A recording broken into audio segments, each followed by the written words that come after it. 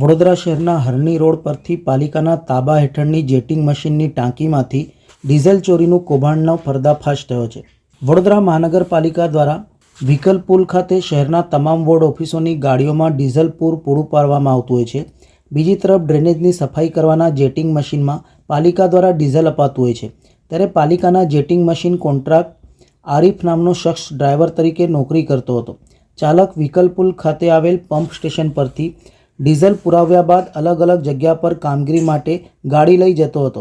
નોકરી પૂર્ણ થયા બાદ હરણી રોડ પર આવેલ કટારિયા ટ્રાન્સપોર્ટના પાર્કિંગમાં રાત્રિના સમયે ગાડી મૂકતો હતો। સૂત્રોમાંથી જાણવા મળ્યા મુજબ ચાલક આરીફ ગાડીમાં રો ડીઝલની ચોરી કરીને હસન નામના શખ્સને વેચી નાખી રોકડી કરી લેતો હતો। દરમિયાન 13મી નવેમ્બરના રોજ એસઓજીના પીએસઆઈ પઠાણને બાતમી મળી હતી કે પાલિકાના તાબા હેઠળના જેટિંગ મશીનમાંથી ચાલક રોજ ડીઝલની ચોરી કરીને અધિકારીઓના ધ્યાન બહાર બારોબાર વેચી નાખે છે, જેથી એસઓજીની ટીમે કટારિયા ટ્રાન્સપોર્ટના પાર્કિંગમાંથી ડીઝલ કાઢતી વેળાએ રેડ કરીને સમાચારોના સતત અપડેટ મેળવવા માટે લોકમત ન્યૂઝને યુટ્યુબ ઉપર સબસ્ક્રાઇબ કરો, બેલ આઇકોન દબાવો અને અમારી સાથે જોડાયેલ રહો ફેસબુક, ઇન્સ્ટાગ્રામ અને ટ્વિટર ઉપર।